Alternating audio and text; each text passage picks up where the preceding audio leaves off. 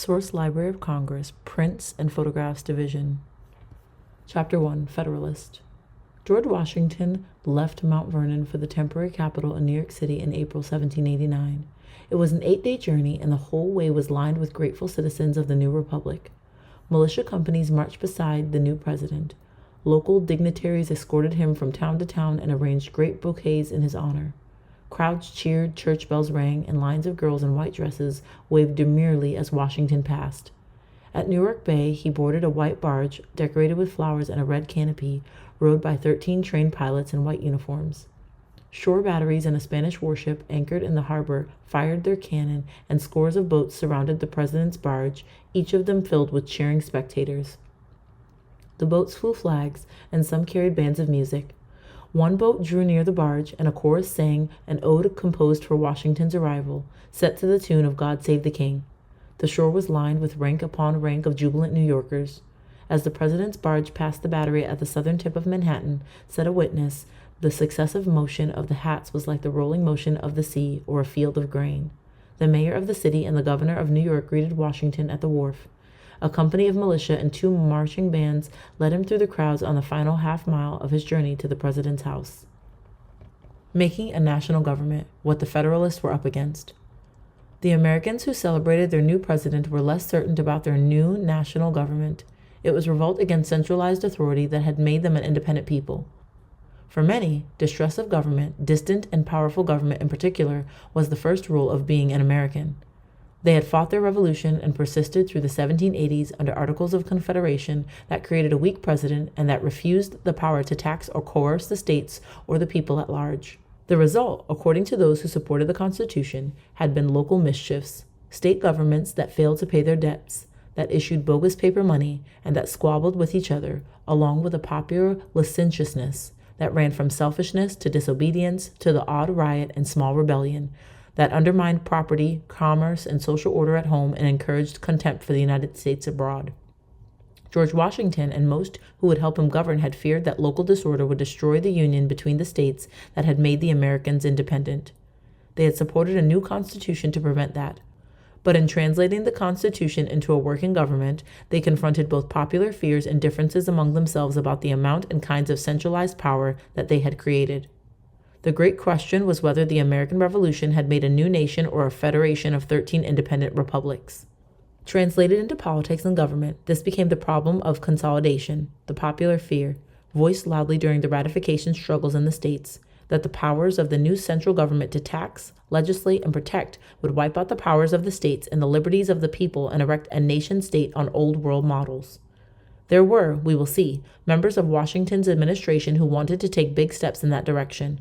But others in government, along with hundreds of thousands of watchful citizens, were wary of the powerful executives, taxmen, and professional armies that, they thought, the revolution had banished from America. The officers of the new government were elected and appointed from among the educated men who had written the Constitution and struggled to get it ratified by the states. They were a post-colonial elite, and they formed a very thin upper crust, planters and large farmers who grew staple crops for shipment out of the country, merchants and financiers who shipped those staples to the old mother country and imported manufactured goods into America, and the lawyers who served both. None of them was a manufacturer.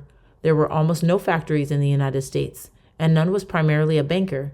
There were only 3 banks in the new country, all serving the export economy.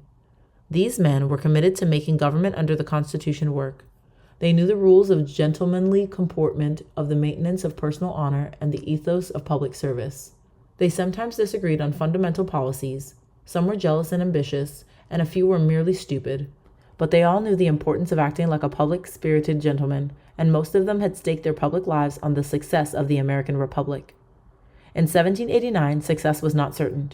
About half of the country's active citizens had opposed adoption of the Constitution, and no one really knew how they would react when their new governors tried to govern them. The overwhelming majority of America's 4 million people lived on farms, with most of the others in rural villages that served the farms. Only Boston, New York, Philadelphia, Baltimore, and Charleston had populations over 10,000, and only 1 American in 32 lived in those small cities.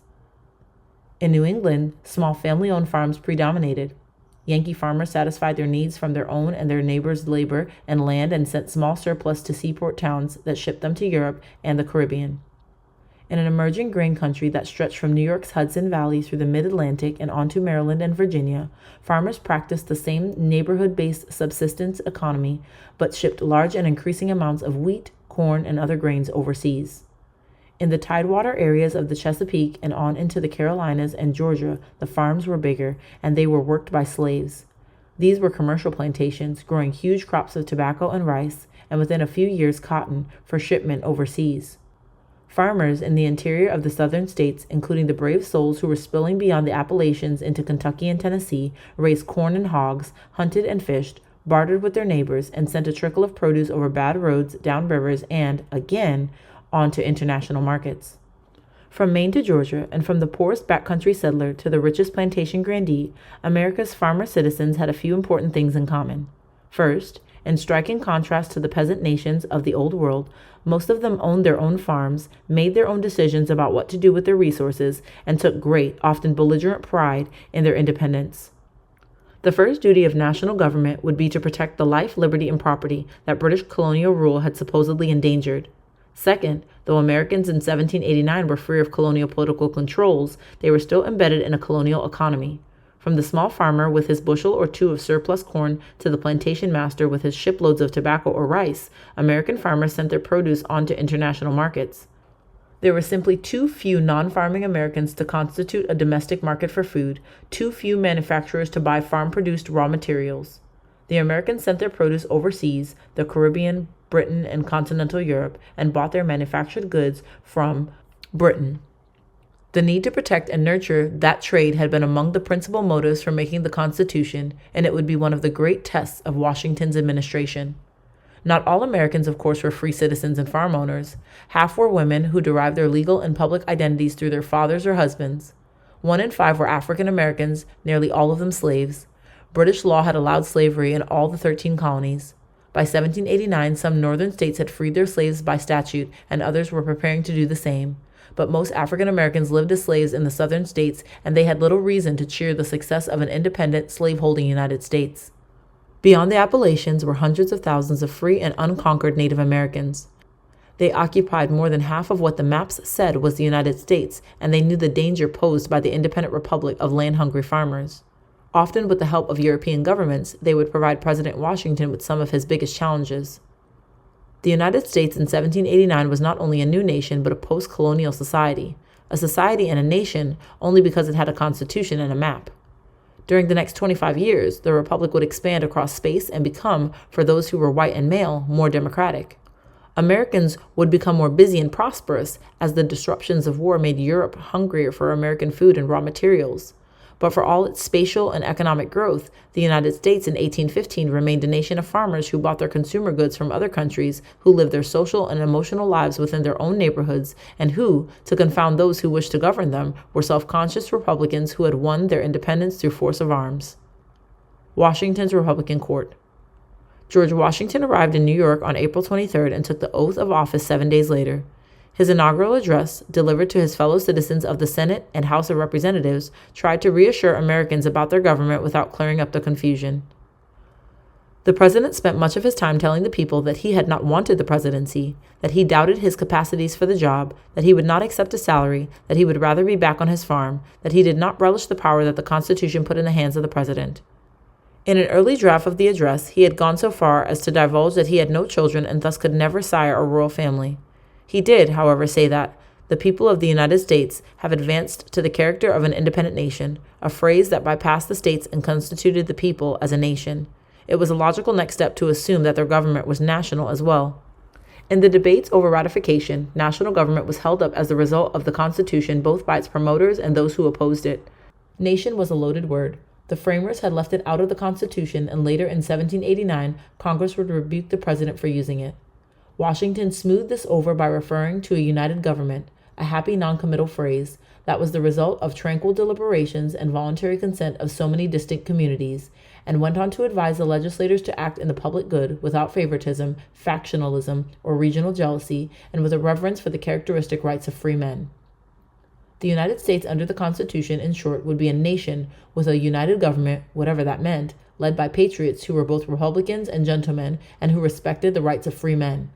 Vague, Reassuring and unobjectionable, the inaugural address was a fine performance of manners by America's first citizen and gentleman. As for American hopes and fears about government under the Constitution, they would be answered only in practice. Reporting for work, President Washington found the Congress embroiled in its first controversy, an argument over the majesty that would attach to his office. Vice President John Adams had asked the Senate to create a title of honor for the president. Adams, along with many of the senators, wanted a resounding title that would reflect the power of the new executive. They rejected His Excellency because that was the term used for ambassadors, colonial governors, and other minor officials. Among the other titles they considered were His Highness, His Mightiness, His Elective Highness, His Most Benign Highness, His Majesty, and His Highness the President of the United States and Protector of their Liberties. The Senate debated these more or less royal titles for a full month, then gave up when it became clear that the more democratic House of Representatives would not assent to any of them. At some point in all this, a wag suggested that the pudgy Vice President Adams be dubbed His Rotundity. The legislators settled on simply calling Washington the President of the United States, and on the austere dignity of Mr. President. A senator from Pennsylvania expressed relief that the silly business was over. Thomas Jefferson, not yet a member of the government, pronounced the whole affair the most superlatively ridiculous thing I ever heard of. Jefferson would learn, however, that much was at stake in the argument over titles. The Constitution provided a blueprint for the government of the United States, but it was George Washington's administration that would translate that blueprint into a working state. Members of the government knew that the decisions would set precedents. It mattered very much what citizens called their president, for that was part of the huge constellation of laws, customs, and forms of etiquette that would give the new government either a Republican or, as many anti-Federalists feared, a courtly tone. Many of those close to Washington wanted to protect presidential power from the localism and democracy that they felt had nearly killed the republic in the 1780s. Washington's stately inaugural tour, the high salaries being paid to executive appointees, the formal balls and presidential dinners, the observance of the English custom of celebrating the executive's birthday, the talk of putting Washington's image on the national currency, all were meant to bolster the power and grandeur of the new government, particularly of its executive. Soon after taking office, Washington began holding presidential levees on Tuesday afternoons where guests could meet the president. His wife, Martha, hosted similar receptions on Fridays. These were excruciatingly formal affairs. A witness reported that the levees were numerously attended by all that was fashionable, elegant, and refined in society, but there was no place for the intrusion of the rabbling crowds, or for the more coarse and boisterous partisan, the vulgar electioneer, or the impudent place hunter with boots and frock coats, or roundabouts, or with patched knees and holes at both elbows. Full dress was required of all. When Jefferson became Secretary of State and attended official social functions, he often found himself the only Democrat at the dinner table. Aristocratic sentiments prevailed, said Jefferson, unless there chanced to be some Democrat from the legislative houses. The battle over presidential titles, as well as the social round of what some called Washington's Republican court, were not silly business. They were revealing episodes in the argument over how questions of governance that Americans had debated since the 1760s would finally be answered. For his part, Washington assured the country that he did not want to be king. He complained about the levees and reception that placed him in the midst of perpetual fetes. Although he would uphold the dignity and power of the presidency, Washington assured Americans that he would never be anything but a Republican public servant. Only George Washington, resting on the immense popular trust and affection that he had won in the Revolution, could have combined regal forms and Republican assurances and gotten away with it. James Madison and the First Congress. James Madison, congressman from Virginia, assumed leadership of the First Congress. Madison's Federalist credentials were impeccable. He had helped to call the Constitutional Convention and had written the first draft of the Constitution. Along with Alexander Hamilton and John Jay of New York, he had authored the Federalist, the most cogent and widely known argument in favor of ratification. He had returned to Virginia to urge adoption of the Constitution in his home state, then, against the stiff opposition of anti-Federalists, won election to the First Congress. Madison was a committed Federalist, but he understood the Constitution and the problem of union differently than did many in Washington's administration. Many assumed that having defeated the anti-Federalists, they could go about the business of creating a nation-state. As fervently as anyone in government, Madison believed that the enduring success of the Revolution depended on union under the Constitution. But he wanted a federal and not a national government. Some powers, he said, belonged to the national government, some were reserved to the states, and both must know their responsibilities and limits. Madison also knew that half of the active citizens of the United States had opposed the Constitution. He wanted to help make a national government in ways that observed their worries about consolidation, the fear that the national government would monopolize power and transform the states into mere provinces, and equally strong worries that national government threatened individual liberties. The situation, as had every situation since the 1770s, demanded that both citizens and their elected governors be patriotic. The revolutionaries had called this virtuous, eschewing selfishness and local or regional interests in favor of the common good.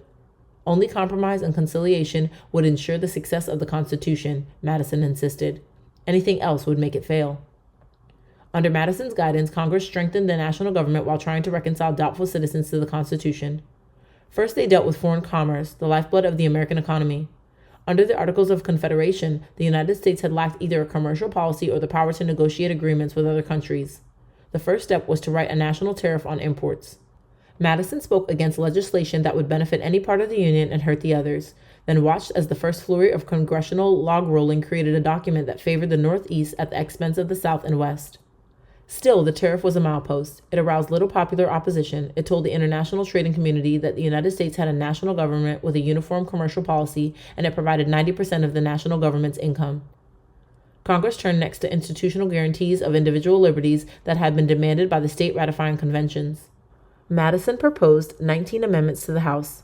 The 10 that survived congressional scrutiny and ratification by states became the Bill of Rights. They reflected fears raised by a generation of struggle with centralized power, fears that underlay much of the opposition to the Constitution. The First Amendment guaranteed freedom of speech, press, and religion against federal interference. The Second and Third Amendments, prompted by revolutionary distrust of standing armies, guaranteed the continuation of a militia of armed citizens and stated the specific conditions under which soldiers could be quartered in citizens' households. The Fourth, Fifth, Sixth, Seventh, and Eighth Amendments defined and protected a citizen's rights in court and when under arrest, rights whose violation had been high on the Revolution's list of grievances. The Ninth Amendment stated that the enumeration of specific rights in the first 8 amendments did not imply a denial of other rights. The 10th stated that powers not assigned to the national government by the Constitution remained with the states and the citizenry, though the studied omission of the word expressly left a lot of room for interpretation. An amendment that would have extended the First Amendment prohibitions to state legislatures passed the House but was voted down in the Senate.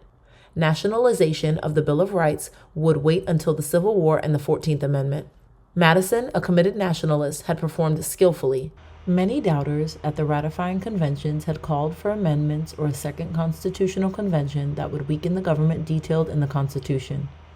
The Bill of Rights assured the citizenry that the national government would not attack their liberties, and thus drew popular support to the national government and away from the most committed anti-Federalists. The Bill of Rights was an historic guarantee of individual liberties. But in the context in which it was written and ratified, it was an even more important guarantee of the power and endurance of the national government. To fill out the framework of government outlined in the Constitution, Congress then created the executive departments of War, State, and Treasury, and guaranteed that the heads of those departments and their assistants would be appointed solely by the President, thus creating the President's cabinet and protecting it from congressional control. Congress then created the federal courts that were demanded but not specified in the Constitution. The Judiciary Act of 1789 established a Supreme Court with 6 members, along with 13 district courts and 3 circuit courts of appeal. The act made it possible for certain cases to be appealed from state courts to federal circuit courts, which would be presided over by traveling Supreme Court justices, a provision that both increased and dramatized federal power. As James Madison and other members of the intensely nationalist First Congress surveyed their handiwork, they could congratulate themselves on having strengthened national authority and eased popular mistrust of that authority at the same time. The political enemy of Alexander Hamilton.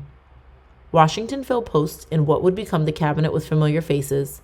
As Secretary of War, he chose Henry Knox, an old comrade from the Revolution.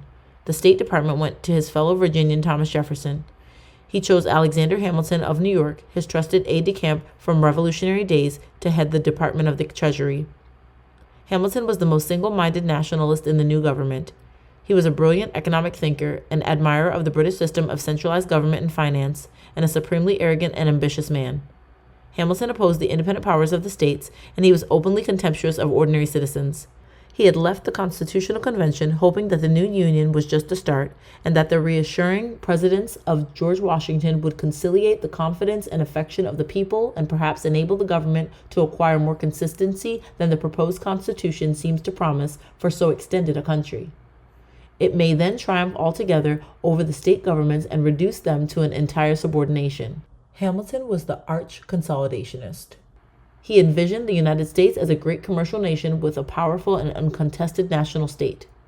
More than anyone else in the administration, perhaps even more than Washington himself, he later referred to Washington's presidency as my administration.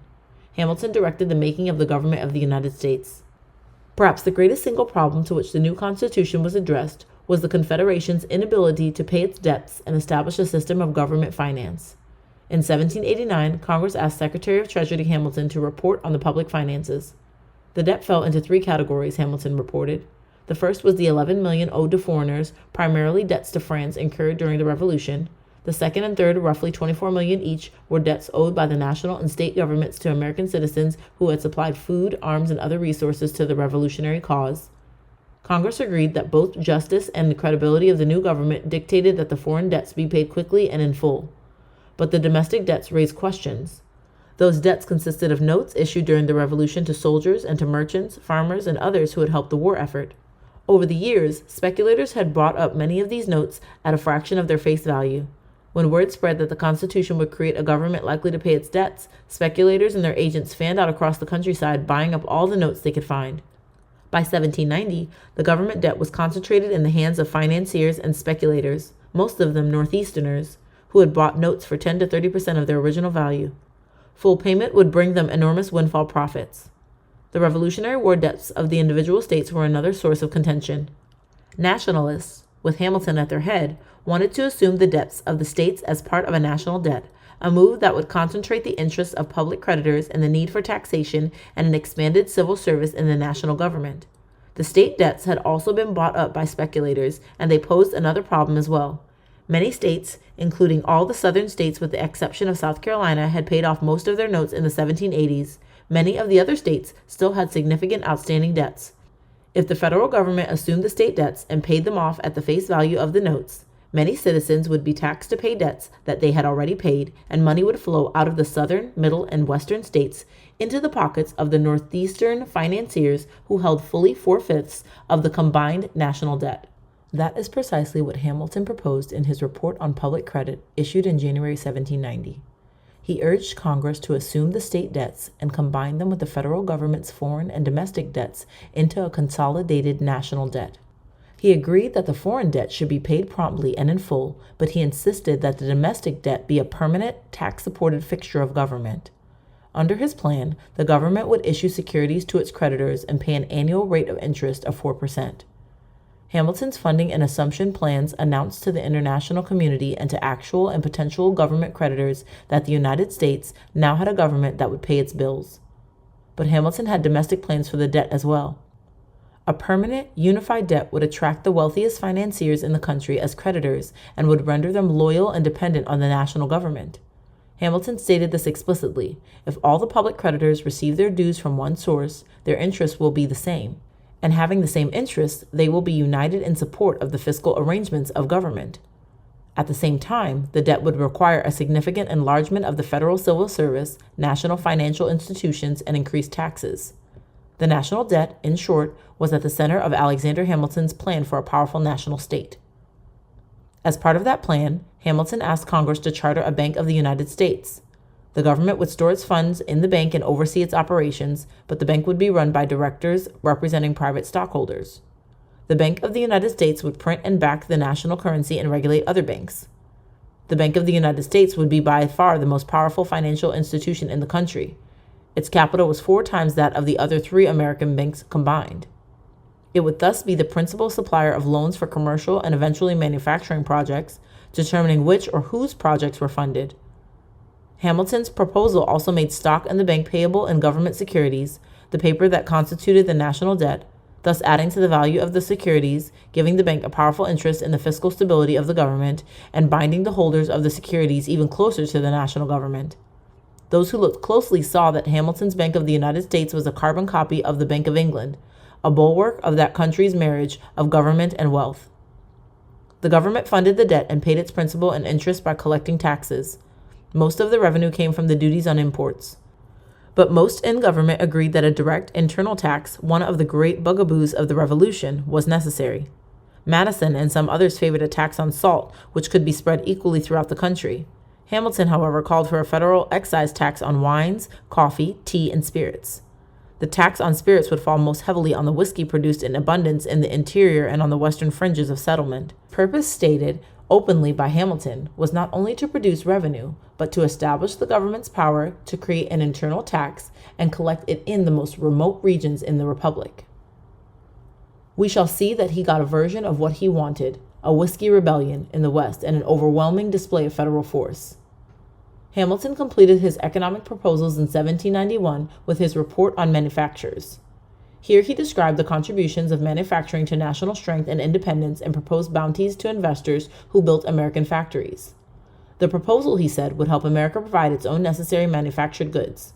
It would also provide opportunities for the capital amassed in international trade, and it would create an international market for the food and raw materials produced on American farms. Finally, it would forge yet another link between the national government and the nation's more active men of wealth, the only Americans who could afford such capital-intensive gambles. This was one part of Hamilton's system that did not work. The most substantial result was the national manufacturing city at Paterson, New Jersey, where investors built a system of mill raceways and a cotton factory in 1794. The factory closed 2 years later, and Paterson was nearly a ghost town until the necessities of the War of 1812 and the takeoff of American manufacturing in the 1820s made it, with small thanks to Hamilton, a manufacturing city. The United States in 1791 was simply not ready to industrialize. Britain amply supplied the American market with cheap, familiar goods, and none but the most desperate Americans, there were far fewer of these than in the Old World, were willing to give up farm ownership or the dream of it for wage labor. Most men of wealth refused to gamble on domestic manufactures. The smart money continued to go into international trading and government securities. Hamilton's organization of government finance was complete by the end of 1791. Taken separately, the consolidated government debt, the national bank, and the federal excise tax ably solved discrete problems of government finance. Taken together, however, they constituted a full-scale replica of the treasury-driven government of Great Britain. Not everyone in government liked the result. Opposition. In 1789, every branch of the national government was staffed by supporters of the Constitution. The most radical anti-federalists took positions in state governments or left politics altogether. Nearly everyone in federal office was committed to making the new government work. In particular, Alexander Hamilton at the Treasury Department and James Madison in the House of Representatives expected to continue the political and personal friendship they had made while writing the Constitution and working to get it ratified. Yet in the debate over the debt and the national bank, Madison led congressional opposition to Hamilton's proposals. In 1792, Thomas Jefferson joined the opposition, insisting that Hamilton's schemes would dismantle the Revolution. Within a few short years, the consensus of 1789 had degenerated into an angry argument over what sort of government would finally result from the American Revolution. This was no mere politicians' contest for office. More than 25 years later, Jefferson still insisted that the battles of the 1790s had been contests of principle between the advocates of Republican and those of kingly government. Hamilton presented his national debt proposal to Congress as a solution to specific problems of government finance, not as part of a blueprint for an English-style state. Madison and other Southerners opposed it because they did not want Northern speculators, many of whom had received information from government insiders, to reap fortunes from notes bought at rock-bottom prices from soldiers, widows, and orphans. Calling Hamilton's plan public plunder, Madison favored payment plans that discriminated between original holders and speculators, a solution that would ease his ethical scruples and reduce the flow of money out of the South. Most in Congress thought Madison's proposal impractical, and the debt was funded as Hamilton proposed. Assumption of the state debts was more troublesome. Hamilton had the support of nationalists and of the New York capitalists who would profit most from his debt proposals, but many in government, particularly those from the South, distrusted the centralization, favoritism, and inside deals that federal assumption of the state debts entailed. The assumption bill stalled in Congress. The weeks dragged on, and Hamilton saw his dreams of centralized finance turn into failure. One day, Thomas Jefferson ran into Hamilton outside the president's house in New York. Hamilton, according to Jefferson, did not look good. Somber, haggard, and dejected beyond despair, even his dress uncouth and neglected. Hamilton begged Jefferson to serve as intermediary between him and Madison and other congressional opponents. Assumption was crucial to the financial strength of the government, he said. To get it, he agreed to move the capital of the United States south to a site on the Potomac River. It was a huge concession. Congress planned to move the national capital to Philadelphia for 3 years and then select a permanent site. Hamilton intended to tie northeastern moneyed men to the federal government. If New York or Philadelphia became the permanent capital, political and economic power might be concentrated there as it was in Paris and London, court cities in which power, wealth, and every kind of excellence were in league against a plundered and degraded countryside. The Philadelphia Republican Benjamin Rush condemned the government, which has begun so soon to ape the corruption of the British court, conveyed to it through the impure channel of the city of New York. Nor did they favor the current frontrunner, a site on the Susquehanna River near York, Pennsylvania. They accepted the assumption of state debts in return for removal of the capital to the south. The compromise went to the heart of revolutionary republicanism. It distanced commercial wealth, Hamilton's well-heeled northeastern army of public creditors, from the federal government, and it put an end to the Republican court that had formed around Washington. This radically Republican move ensured that the capital of the United States would be, except for purposes of government, an unimportant place. When Hamilton proposed the Bank of the United States, Republicans noted its similarity to the Bank of England and voiced deep suspicion. It was at this point that Thomas Jefferson went into open opposition. He wrote a letter to Washington arguing that Hamilton's bank proposal endangered the Republic. The Constitution did not grant Congress the right to charter corporations. Indeed, the Constitutional Convention had considered and rejected that power. If Congress incorporated Hamilton's bank, they would open the door to endless transgressions of the constitutional limits on government, and that would certainly revive the popular fears of centralized despotism that had nearly defeated ratification of the Constitution. Hamilton responded, as Republicans feared he might, with the first argument for expanded federal power under the clause in the Constitutional empowering Congress to make all laws which shall be necessary and proper to the performance of its duties. President Washington and a majority in Congress ultimately sided with Hamilton. Jefferson's strict constructionism, his insistence that the government had no powers beyond those specified in the Constitution, was tied to fears of the de facto Constitution that Hamilton's system was making. Jefferson insisted that the federal bank was unconstitutional, that a federal excise tax was certain to arouse public opposition, and that the organization of the debt rewarded speculators and penalized honest citizens. But more important, Jefferson argued Hamilton used government securities and stock in the Bank of the United States to buy the loyalty not only of merchants and capitalists, but of members of Congress. 30 congressmen owned stock in the Bank of the United States. Many others held government securities or had close ties to men who did.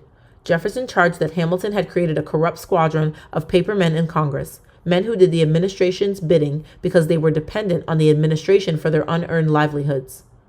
A generation steeped in the rhetoric of the American Revolution recognized this as the classic means by which the executive, or worse, the unelected ministers of the executive, corrupted the representatives of the people and transformed them into its own servile tools.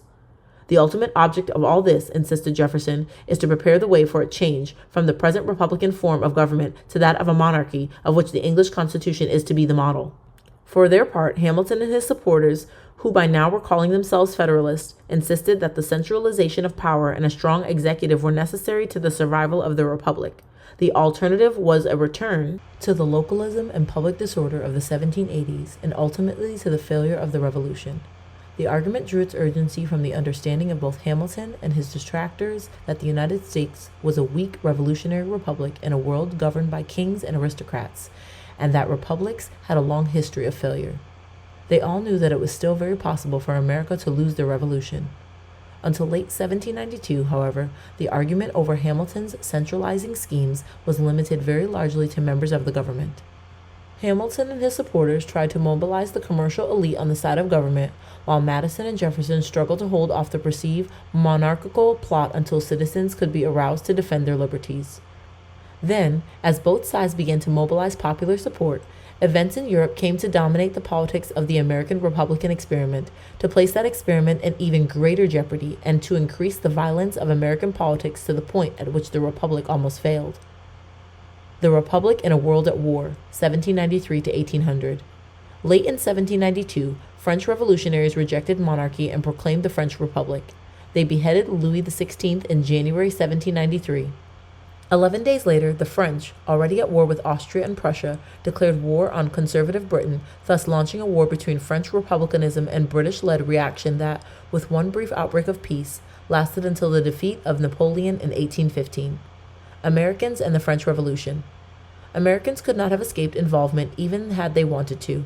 Treaties signed in 1778 allied the United States with France. Americans had overwhelmingly supported the French Revolution in 1789 and had applauded the progress of French republicanism during its first 3 years. But gratitude for French help during the American Revolution and American hopes for international republicanism were put to severe tests in 1793 when the French Republic began to execute thousands of aristocrats, priests, and other counter-revolutionaries, and when the French threatened the sovereignty of nations by declaring a war of all peoples against all monarchies. The argument between Jeffersonian republicanism and Hamiltonian federalism was no longer a squabble within the United States government.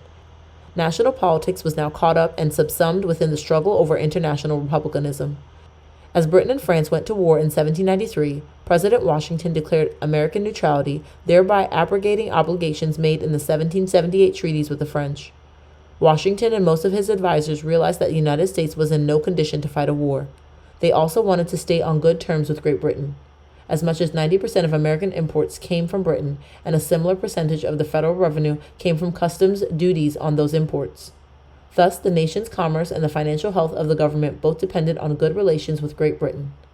Moreover, Federalist conservatives genuinely sympathized with the British in the war with France.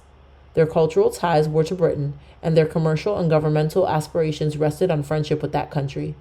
They, of course, valued their hard-won independence, but they regarded the American Republic not as something utterly new, but as a perfected England.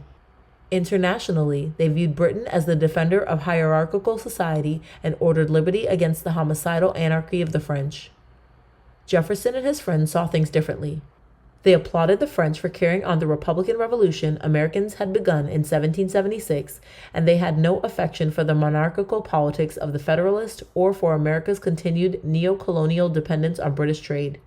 The faction led by Jefferson and Madison wanted to abandon the English mercantile system and trade freely with all nations. They often spoke of replacing Britain with France as America's principal trading partner. They did not care if that course of action hurt commercial interests, most of which supported the Federalists, or impaired the government's ability to centralize power in itself. While Federalists looked upon their country as an England cleansed of its corruptions, Republicans considered their American and French revolutions as part of a world historical movement to replace monarchy and aristocracy with popular self-government. Republicans agreed that the United States should stay out of the war, but they sympathized as openly with the French as the Federalists did with the British. Neutrality. The United States tried to remain neutral throughout the war years from 1793 to 1812. It was not easy. Not only were the Americans divided, but Great Britain and France intervened repeatedly in the internal affairs of the United States. The first of these interventions began in April 1793 when the French Girondists, the revolutionary faction that had declared the war on all monarchies, sent citizen Edmond Genet as minister to the United States with orders to enlist American aid with or without the Washington administration's consent. President Washington declared a strict American neutrality, and Genet went over his head, commissioning American privateers to harass British shipping and enlisting Americans in intrigues against the Spanish outposts of New Orleans. Genet then opened France's Caribbean colonies to American shipping, providing American shippers a choice between French free trade and British mercantilism. Genet's mission came to an abrupt end in the summer of 1793 when the Girondists fell from power. Learning that he would be guillotined if he returned to France, he accepted the hospitality of Americans, married a daughter of George Clinton, the old anti-Federalist governor of New York, and lived out the rest of his life as an American country gentleman. The British responded to Genet's free trade declaration with a promise to seize any ship trading with French colonies in the Caribbean. Word of these orders in council, almost certainly by design, reached the Royal Navy before American merchant seamen heard of them, with the result that 250 American ships fell into British hands. The Royal Navy also began searching American ships for English sailors who had deserted or had switched to safer, better-paying work in the American merchant marine. Inevitably, some American sailors were kidnapped into the British Navy. It was a contemptuous and infuriating assault on American sovereignty. Meanwhile, the British, operating from Canada and from forts in the Northwest, began promising military aid to the Indians north of the Ohio River. Thus, while the French ignored the neutrality of the United States, the English engaged in both overt and covert acts of war. Western troubles. The Washington administration faced troubles not only on the high seas but in its own western territories. The United States was a huge country in 1790, at least on paper. In the treaty that ended the War of Independence in 1783, the British ignored Indian claims and ceded all the land from the Atlantic Ocean to the Mississippi River to the new republic, with the exceptions of Spanish Florida, which included the Gulf Coast, and New Orleans. The United States then surrendered their individual claims to the federal government, and in 1789, George Washington became president of a nation that stretched nearly 1,500 miles inland. Most white Americans, however, lived on a thin strip of settlement on the Atlantic coast and along the few navigable rivers that emptied into the Atlantic. Some were pushing their way into the wilds of Maine and northern Vermont, and in New York they had set up communities as far west as the Mohawk Valley. Pittsburgh was a struggling new settlement, and 2 outposts had been established on the Ohio River, at Marietta and at what would become Cincinnati. Farther south, farmers had occupied the Piedmont lands up to the eastern slope of the Appalachians and were spilling through the Cumberland Gap into the new lands of Kentucky and Tennessee. North of the Ohio River, the Shawnee, Miami, Delaware, and Potawatomi nations, along with smaller tribes, controlled nearly all the land shown on the Northwest Ordinance's neatly gridded and largely fictitious map. To the south, Indians, the whites called the 5 civilized tribes, still occupied much of their ancestral land. The Cherokees in the Carolinas and northern Georgia, the Creeks in Georgia and Alabama, the Choctaws and Chickasaws in Mississippi, and the Seminoles in southern Georgia and Spanish Florida. Taken together, Indian peoples occupied most of the land that treaties and maps showed as the interior of the United States. Though many of the woodland tribes were still intact and living on their old lands in 1790, they were in serious trouble. Members of the Iroquois Federation had sided with the British during the Revolution and had lost. The victorious Americans restricted them to reservations in New York and Pennsylvania. Many fled to Canada. The once powerful Cherokees had been severely punished for fighting for the British, and by 1790 had ceded 3/4 of their territory to the Americans. Like the Iroquois, by this time they were nearly surrounded by white settlements. But in the Old Northwest, the Shawnee, Miami, and other tribes, with the help of the British, who still occupied 7 forts within what was formerly the United States, continued to trade furs and impede white settlement.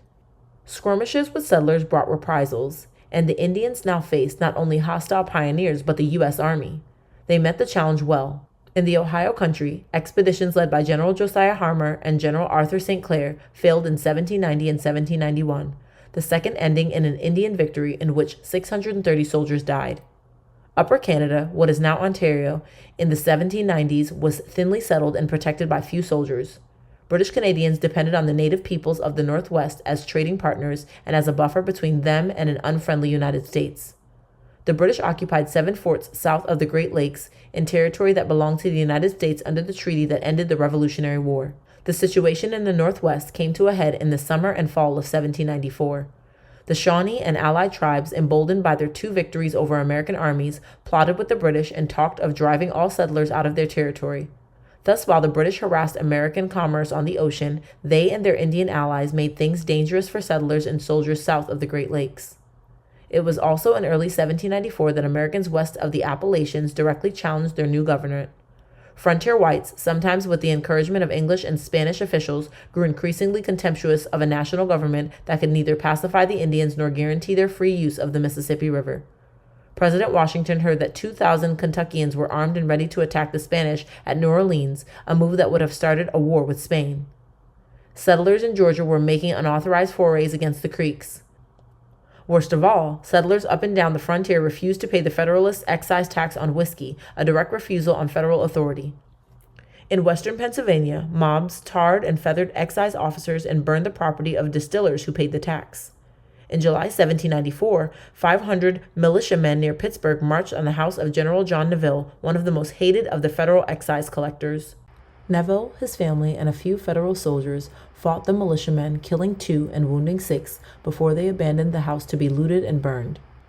2 weeks later, 6,000 whiskey rebels met at Braddock's Field near Pittsburgh, threatening to attack the town. In 1794, President Washington faced serious international and domestic threats. The British demanded that Americans trade internationally only within the British system. At the same time, native peoples and white settlers in the West, the vast region that Washington, unlike other Federalists, saw as the site of America's future greatness, were defeating American armies and refusing to pay American taxes. Faced with the crisis of his united government, Washington did what he could. He secured the Northwest by force and capitulated to the British on the high seas. In summer 1794, President Washington sent a third army under General Mad Anthony Wayne into the Northwest. Wayne defeated the Indians at the Fallen Timbers near present-day Toledo. The battle was fought almost within the shadow of a British-occupied fort, and the victorious Americans marched around the fort, insulting the English soldiers inside. Wayne's victory forced the Treaty of Greenville, in which Native Americans ceded two-thirds of what are now Ohio and southeastern Indiana.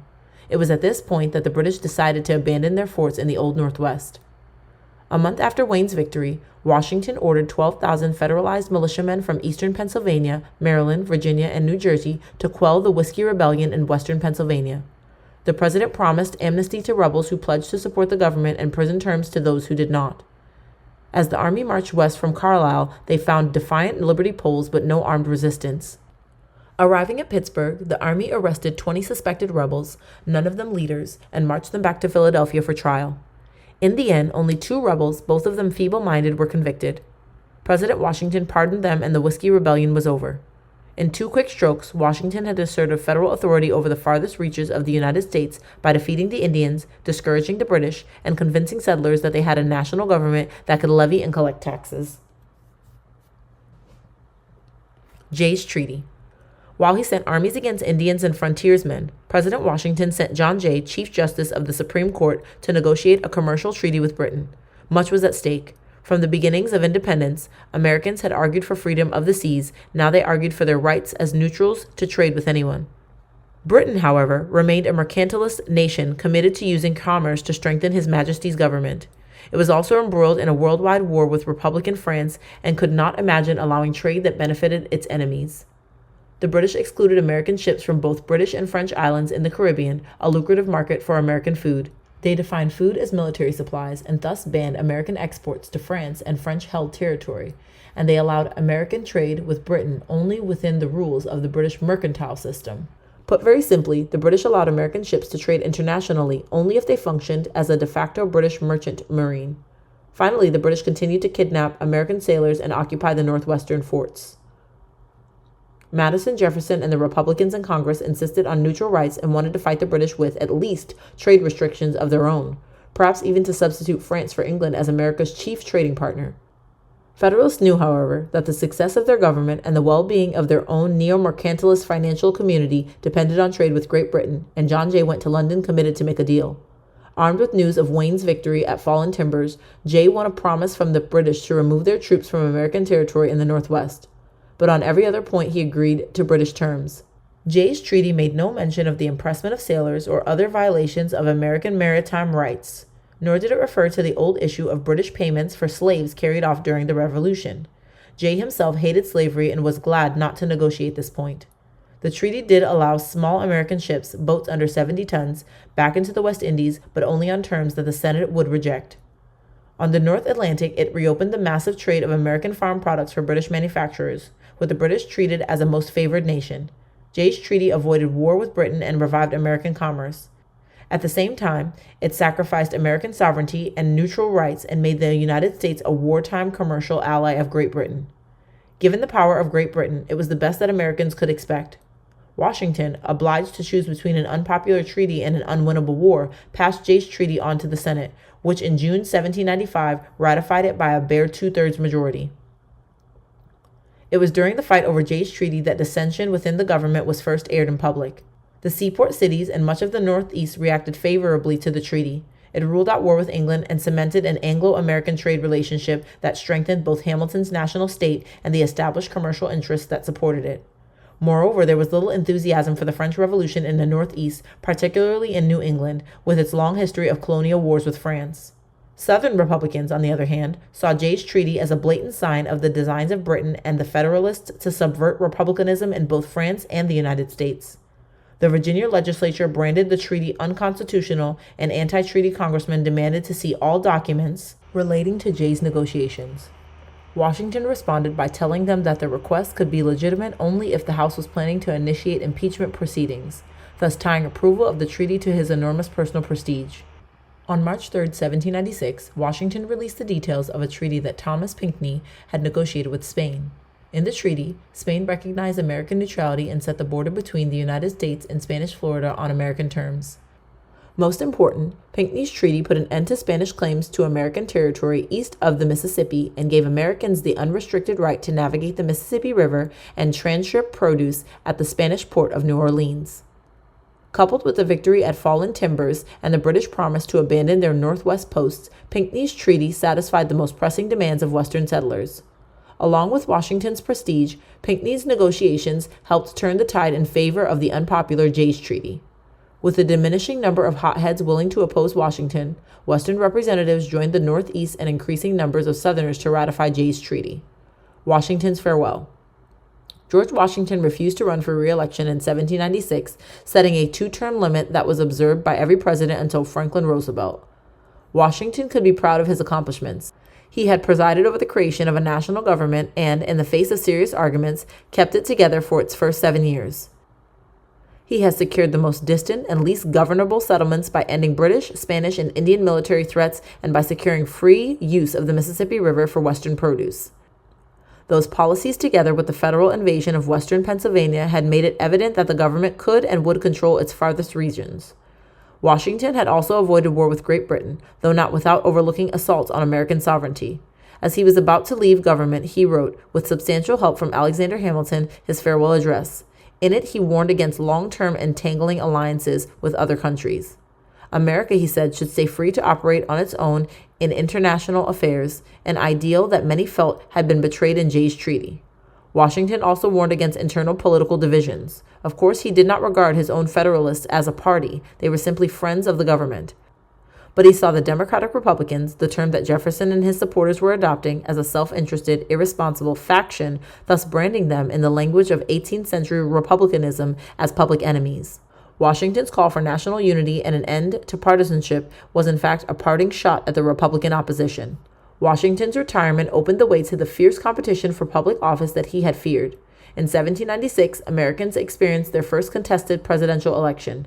The Federalists chose as their candidate John Adams, the starchy conservative from Massachusetts who had served as vice president. The Democratic Republicans nominated Thomas Jefferson. According to the gentlemanly custom of the day, neither candidate campaigned in person. Jefferson stayed home at Monticello and showed little overt interest in the campaign. Adams retired to his farm near Boston. But friends of the candidates, the growing number of newspaper editors who enjoyed their patronage, and even certain European governments ensured that the election would be intensely partisan and contested.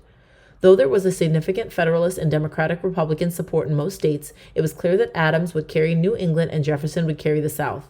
The election then would be decided in Pennsylvania and New York. Few states, most of them in the South, choose presidential electors by direct vote in 1796. In most, including the crucial Mid-Atlantic states, state legislatures selected presidential electors. The election of 1796 would be decided in elections to the legislatures of those states and in subsequent intriguing within those bodies. John Beckley, clerk of the House of Representatives, devised the Republican strategy in Pennsylvania. He secretly circulated a list of well-known and respected candidates for the state legislature who were committed to Jefferson's election as president. Discovering the Republican slate only when it was too late to construct a similar list, the Federalists lost the elections. In December, Beckley delivered all but one of Pennsylvania's electoral votes to Jefferson. In New York, however, there was no John Beckley. Adams took the state's electoral votes and won the national election. The distribution of electoral votes revealed the basis of Federalist and Republican support. Adams received only 2 electoral votes south of the Potomac. Jefferson received only 18, all but 5 of them in Pennsylvania north of the Potomac. The voting was over, but the intriguing was not. Alexander Hamilton, who since his retirement from the Treasury in 1795 had directed Federalist affairs from his New York law office, knew that he could not manipulate the independent and almost perversely upright John Adams. So he secretly instructed South Carolina's Federalist electors to withhold their votes from Adams. That would have given the presidency to Adams's running mate, Thomas Pinckney, relegating Adams to the vice presidency.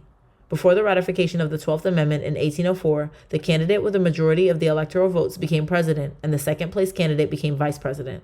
Like some of Hamilton's other schemes, this one backfired. New England electors heard of the plan and angrily withheld their votes from Pinckney. As a result, Adams was elected president, and his opponent, Thomas Jefferson, became vice president. Adams won the election, but he took office with a justifiable mistrust of many members of his own party, and with the leader of the opposition as his second-in-command. It was not an auspicious beginning. Troubles with France, 1796 to 1800. An international crisis was in full swing as Adams entered office.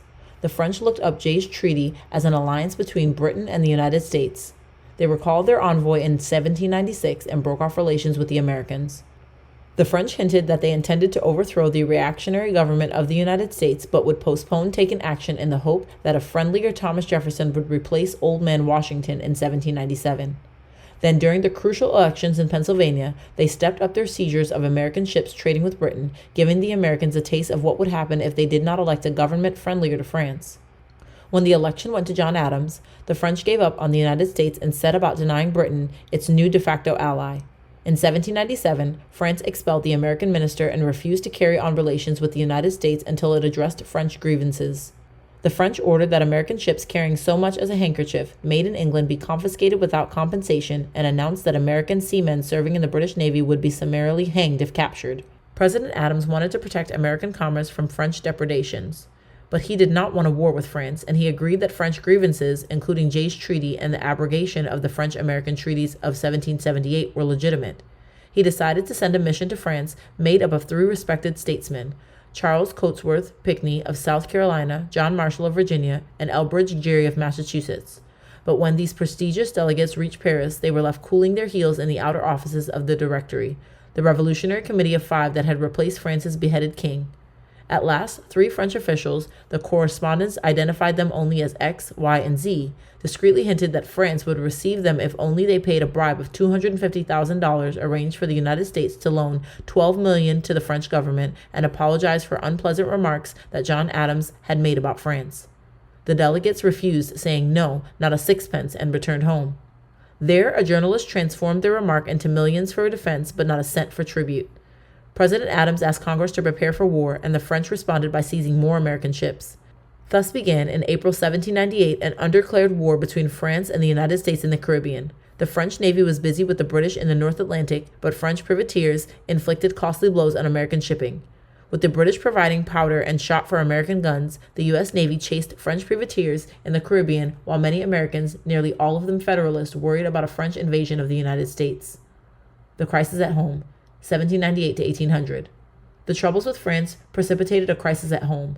The disclosure of the XYZ correspondence, together with the quasi-war in the Caribbean, produced a surge of public hostility toward the French and, to some extent, toward their Republican friends in the United States.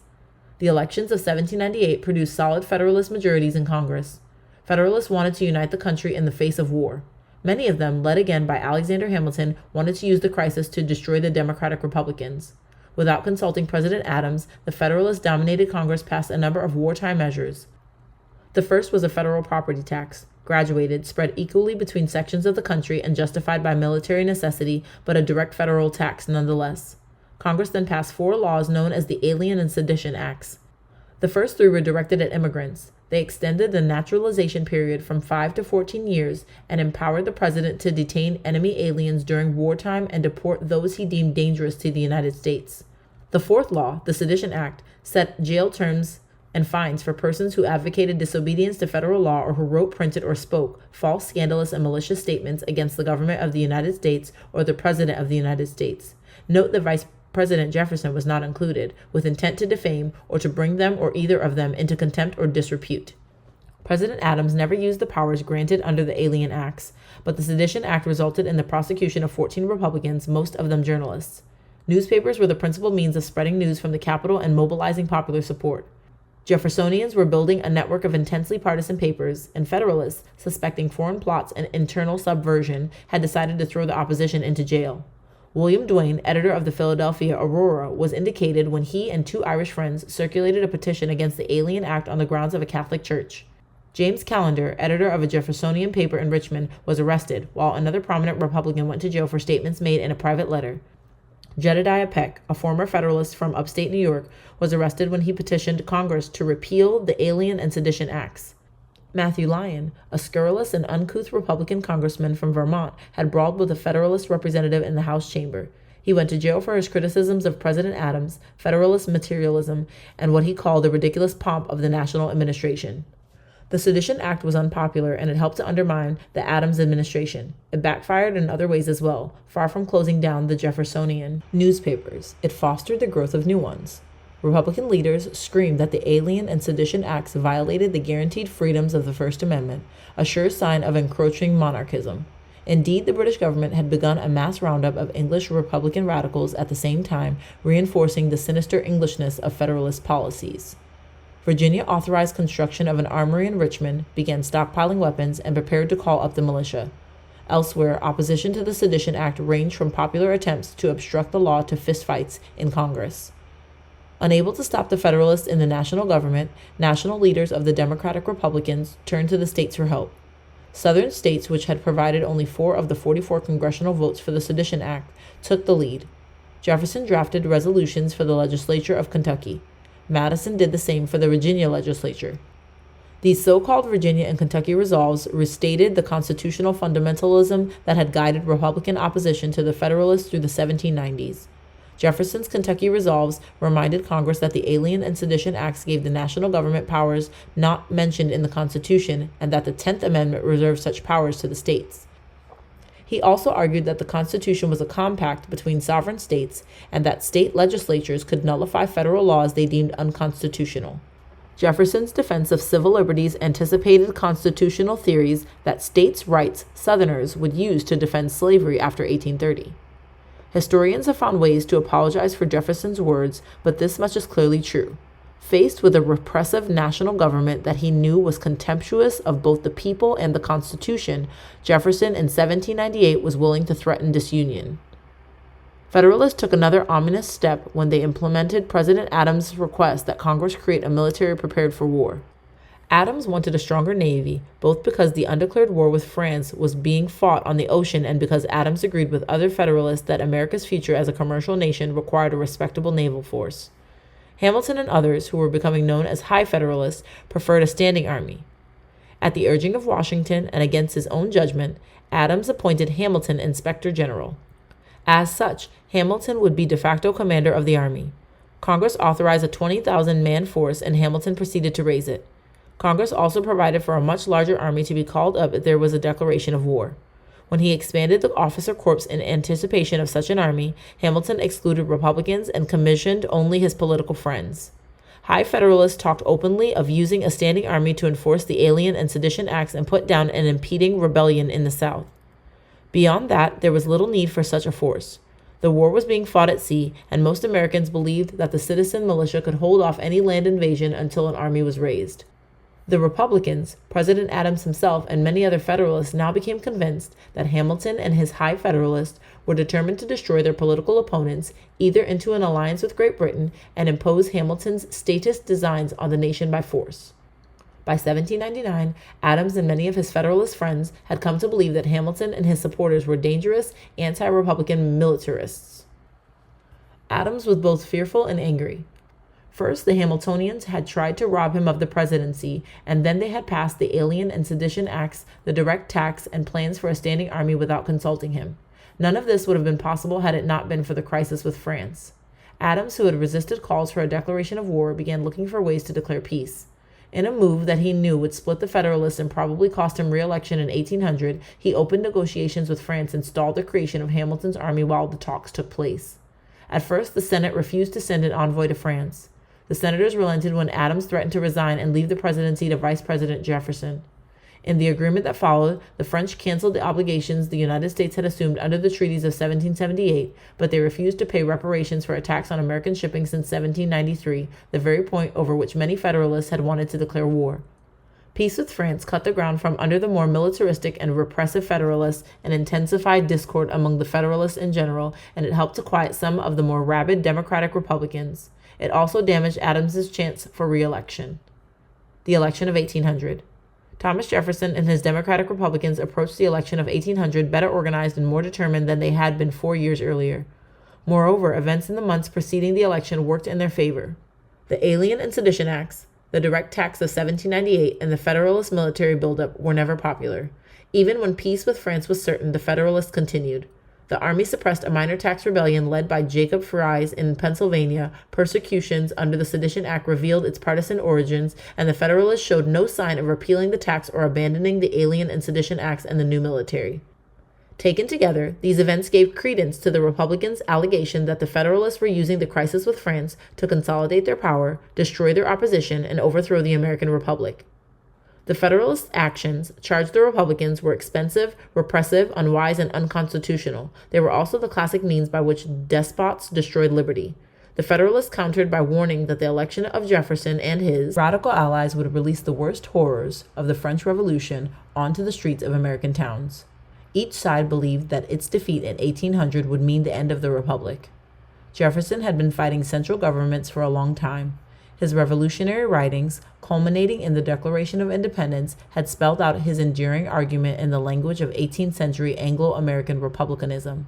Politics was an unending battle between liberty and power. Liberty without power was anarchy. Power without liberty was despotism, and the two encroached upon each other whenever they had the chance. The happiest solution was representative government. The people delegated some of their liberty to governments that protected them and conducted their necessary collective concerns, then relied on their representatives and ultimately themselves to keep state power within its limits. The governments of both George III and Alexander Hamilton, according to Jefferson, had become power mad. In the British system, unelected ministers of the king had gobbled up power by dispensing favors, government offices, military commissions, mercantile rewards, and government jobs. Worse, they had corrupted the legislature with such bribes, making the people's representatives dependent on the favors of the executive. With that, liberty had no voice, and power was free to destroy it. That had happened in Great Britain. Parliament was bought off, and the king's evil ministers plundered the country and extinguished liberty, then looked to their American colonies for more booty. It had happened again, said the Jeffersonians, in the 1790s. Though the Constitution carefully separated the legislature from the executive, the president is elected separately, not selected from Parliament as in Britain, and the Americans forbade plural office holding, demanding that legislatures appointed to executive or judicial office give up their seats in Congress. Jefferson claimed that Hamilton, a classic, ambitious, and unelected minister, had found ways to corrupt Congress, primarily with the paper that surrounded his funded debt and his national bank. With a bought-off Congress doing his bidding, the Hamiltonians had won their financial program, their taxes, their Sedition Act, and a standing army that could be used as a national police to enforce their destruction of liberty and consolidation of power. As a Virginia Republican put it, a Federalist victory would produce chains, dungeons, transportation, and perhaps the gibbet for the opposition. In short, violent repression on the model of Great Britain. For their part, Federalists predicted French-style anarchy and bloodshed should the Democratic Republicans win. A Connecticut Federalist moaned that there is scarcely a possibility that we shall escape civil war, following a Republican victory, and predicted other bad results. Murder, robbery, rape, adultery, and incest would all be openly taught and practiced. The air will be rent with the cries of distress, the soil will be soaked with blood, and the nation black with crimes. Alexander Hamilton put it succinctly. The election of Jefferson would lead to the overthrow of the government by a revolution after the manner of Bonaparte. The Democratic Republicans were strong in the South and weak in the Northeast. South Carolina was the one southern state in which Adams had significant support. Jefferson knew that in order to achieve a majority of electoral votes, he had to win New York, the state that had cost him the 1796 election. Jefferson's running mate, Aaron Burr, arranged a truce in New York between Republican factions led by the Clinton and Livingston families and chose candidates for the state legislature who were both logically respected and committed to Jefferson. In New York City, Burr played skillfully on the interests and resentments of craftsmen and granted favors to merchants who worked outside the British trade that was dominated by Federalist insiders. The strategy succeeded. The Republicans carried New York City and won a slight majority in the legislature. New York's electoral votes belonged to Jefferson. When it came clear that Jefferson had won the state, Hamilton suggested changing the law so that New York electors would be chosen by popular vote. John Jay, the Federalist governor of New York, rejected the suggestion. The election was decided in South Carolina, which, after a brisk campaign, cast its vote for Jefferson. When the electoral votes were counted, Jefferson and Burr had won with 73 votes each. Adams had 65 votes, and his running mate Charles Cotesworth Pinckney had 64. To distinguish between their presidential and vice presidential candidates and thus thwart yet another of Hamilton's attempts to rig the election, the Federalists of Rhode Island had withheld one vote from Pinckney. Jefferson and Burr had tied, though everyone knew that Jefferson was the presidential candidate. But under the Constitution, a Federalist Congress would decide whether Jefferson or Burr was to be president of the United States. Federalists talked off choosing Burr. Jefferson wrote the Democratic Republicans had decided to declare openly and firmly, one and all, that the day such an act passed, the Middle States would arm, and that no such usurpation, even for a single day, should be submitted to. One of his supporters put it more bluntly: anyone other than Jefferson who should thus be appointed president by law and accept the office would instantaneously be put to death. The Republican governors of Pennsylvania and Virginia made plans to call up the militia to prevent the expected usurpation. After 6 quarrelsome, overheated days and 35 ballots on which most Federalist congressmen voted for Burr, whose part in these proceedings has never been fully uncovered, a compromise was reached. Many Federalists abandoned Burr but turned in blank ballots and thus avoided voting for the hated but victorious Jefferson. With that, the Revolution of 1800 had won its first round.